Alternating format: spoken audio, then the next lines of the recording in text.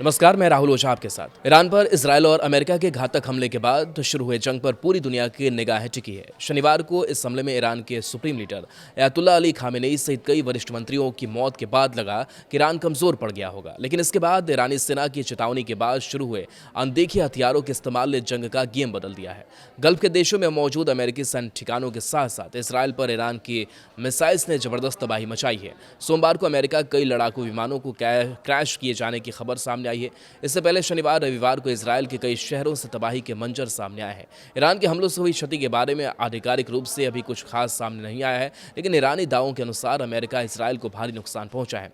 ईरानी मिसाइलों के हमलों से मिडिल ईस्ट के देशों में तबाही मची है। ईरान के मिसाइलों ने कई देशों के एयर डिफेंस सहित इसराइल के आयरन डोम को भी फेल कर दिया है। बीते कुछ सालों में ईरान ने हर तरह की मिसाइल तकनीक पर जबरदस्त काम किया है। सबसे अधिक चर्चा फतह-2 नाम की मिसाइल की हो रही है। कहा जा रहा है कि वही मिसाइल है जिसने अमेरिकी सैन्य अड्डों को खूब नुकसान पहुंचाया है। ये एक बैलिस्टिक और साथ में हाइपरसोनिक मिसाइल है। ये फायर होने के बाद सबसे पहले वायुमंडल में काफ़ी ऊंचाई पर जाती है। इसे बूस्ट फेज कहा जाता है। वहां पहुंचने पर इनका बूस्टर बंद हो जाता है। इसके बाद ये अपने टारगेट की तरफ आना शुरू करती हैं, जिसे मिड कोर्स फेज कहा जाता है। फिर ये वापस से वायुमंडल में प्रवेश कर अपने टारगेट पर अटैक करती है। इसे टर्मिनल फेज कहा जाता है। शॉर्ट रेंज की बात करें तो 1000 किलोमीटर से कम रेंज होती है। इन्हें टैक्टिकल बैलिस्टिक मिसाइल भी कहा जाता है। मीडियम रेंज, इनकी रेंज 1000 से 3000 किलोमीटर तक होती है। इन्हें थिएटर बैलिस्टिक मिसाइल भी कहते हैं। इंटरमीडिएट रेंज, इनकी रेंज 3000 से 5000 किलोमीटर तक होती है। लॉन्ग रेंज, इनकी रेंज 5000 किलोमीटर से अधिक होती है।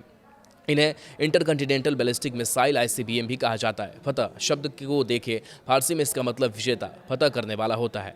बीते कुछ सालों में ईरान ने अपनी मिसाइल तकनीक पर काफ़ी मेहनत की है। फतह-2 उसका सबसे अच्छा उदाहरण है। ये एक हाइपरसोनिक बैलिस्टिक मिसाइल है, यानी इसकी रफ्तार Mach 5 1 Mach is equal to 1234 kilometre प्रति घंटा, यानी कि 1234 किलोमीटर प्रति घंटा है, या उससे अधिक हो सकती है। यह missile hypersonic glide vehicle HGV warhead से लैस है।